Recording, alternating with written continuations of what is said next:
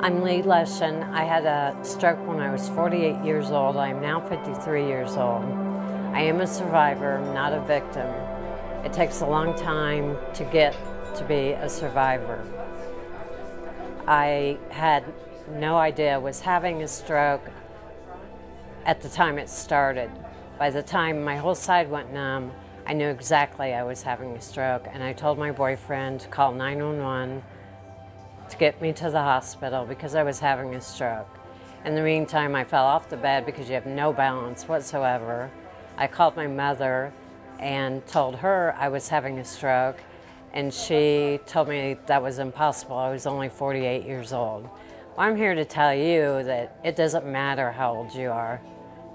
It'll hit a child, it'll hit a 40-year-old, a 20-year-old, a 25-year-old. Anybody can have a stroke. There is a lot of people out there that don't know the facts on strokes, which is what I'm really into. I'm involved in 2 stroke groups, and I've met some awesome people through that. I was paralyzed completely on my right side, and through all the therapy that I went through at the hospital, inpatient and outpatient, they were awesome. They would have a party if you would move your finger. It was just that cool, and you would think that you had conquered the entire world that day. And the one day Whitney didn't know that I could move my hand, and I waved goodbye to her. I didn't tell her, but that was the day we had the party in the gym. Seeing my mom go through the things that she went through was obviously really, really difficult on me. I kind of put myself in her position thinking, like, what will I do if that happens to me? Because it definitely is possible. I wasn't eating healthy. I was very overweight. I wasn't taking care of my body. I wasn't exercising. And seeing her go through all that, I didn't want to end up like her. And even though it might still happen to me, it might just be genetic, I want to take all the steps I can to make sure I am healthy and I am eating right and I am exercising.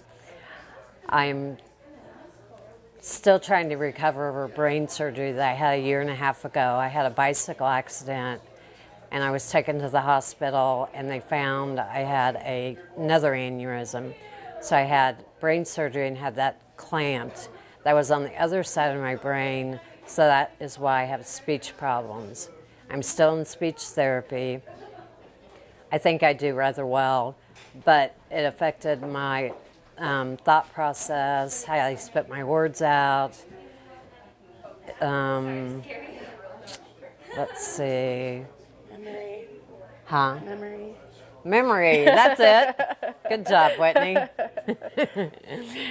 And I do lose my train of thought a lot, which it has gotten a lot better, but that just takes a lot of work, and a lot of work.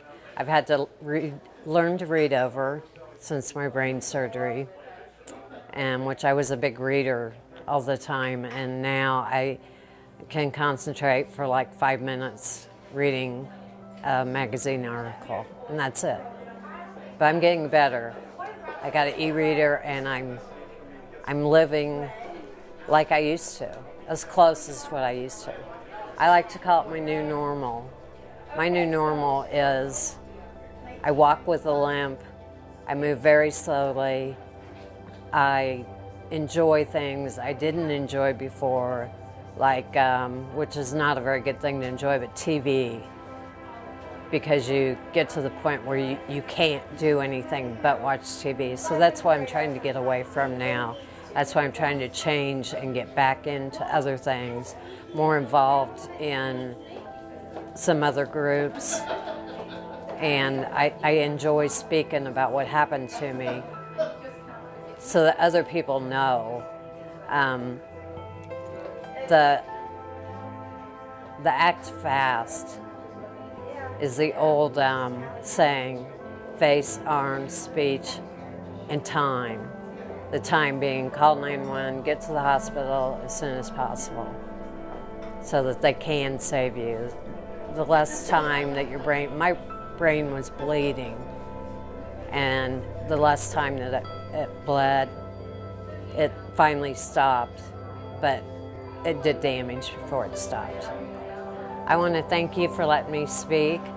I like everybody to know what the risk factors are in having a stroke, and if I can save one person from having a stroke by having their blood pressure checked, their cholesterol checked, then I feel like I've done something. I've done my job to save that one person. You can't save the world, but you can start with one person. Thank you.